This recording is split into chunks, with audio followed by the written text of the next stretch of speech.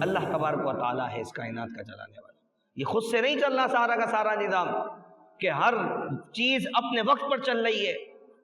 گرمی کا آنا، سردی کا آنا، خزاں کا، بہار کا، کب کہاں کتنا پانی برسنا ہے، یہ بھی ایک نظام قدرت ہے. کہ اگر کسی زمین پر زیادہ پانی برس جائے یہ بھی نقصان دے، کم پانی برسے وہ بھی نقصان دے. تو یہ سارا کا سارا نظام اللہ تبارک و تعالیٰ چلا رہا ہے. کہ اللہ نے اس زمین کو اگر آپ دیکھیں تو اس زمین کو کتنی شاندار، اللہ تبارک و تعالیٰ نے شاندار طریقے سے اس زمین کو بنایا ہے. کہ جہاں ہمارے لیے چلنے کے لیے اس کو سخت بھی بنایا، لیکن وہیں اندر جا کے اس کو اتنا نرم بھی بنایا کہ اس کے اندر پانی بھی اللہ تبارک و تعالیٰ نے رکھا ہے. یہاں تک کہ آپ یہ دیکھیں کہ جب بارش ہوتی ہے یہ زمین اپنے اندر پانی کو جذب کر لیتی ہے، اسٹور کر لیتی ہے. بورنگ کے ذریعے جو ہم پانی نکالتے ہیں زمین سے، یہ کہاں سے آتا ہے؟ یہ سارا وہی پانی جو برستا ہے یہ زمین اپنے اندر اسٹور کر لیتی ہے. اگر یہ بارش کا نظام روک دیا جائے تو زمین خشک ہو جائے، اناج ختم ہو جائے. یہ سارا نظام خود سے نہیں چل رہا، بلکہ یہ سارا کا سارا نظام چلانے والی ذات اللہ تبارک و تعالیٰ کی ذات ہے. جیسے کہ اللہ تبارک و تعالیٰ اپنی لارب کتاب قرآن مجید فرقان حمید میں ارشاد بھی فرماتا ہے وَهُوَ الْقَاهِرُ فَوْقَ عِبَادِهِ، اور وہی اپنے بندوں پر غالب ہے. یعنی کہ پوری کائنات کے اوپر، ہر شخص پر، ان مخلوق پر جو ذات غالب ہے وہ اللہ تبارک و تعالیٰ کی ذات ہے.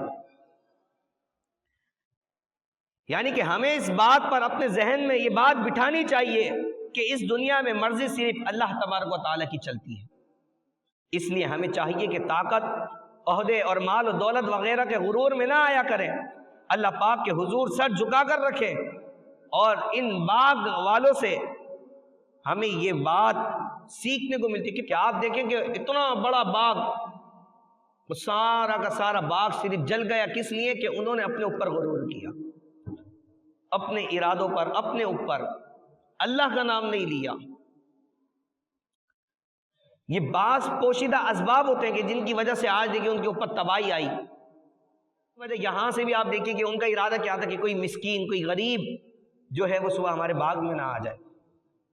اگر کوئی مسکین آ جائے گا، کوئی غریب آ جائے گا، کوئی فقیر آ جائے گا، اگر ہم نے اس کو مال دے دیا تو ہمارا مال کم ہو جائے گا، ہمارے پاس کیا بچے گا؟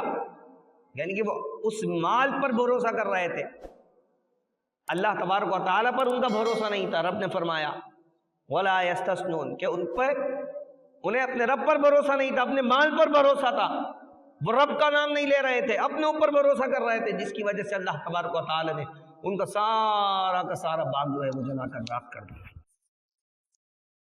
تو اس سے ہمیں سبق حاصل کرنا چاہیے کہ ہمیں اپنی طاقت، اپنے عہدے، اپنے مال، اپنی دولت کے اوپر جو ہے وہ غرور نہیں کرنا چاہیے، بلکہ ہر جگہ اللہ تبارک و تعالیٰ سے استعانت کرنی چاہیے اور اس سے استغفار کرتے رہنا چاہیے، اور ہر معاملے میں اللہ تبارک و تعالیٰ کا نام لیتے رہنا چاہیے.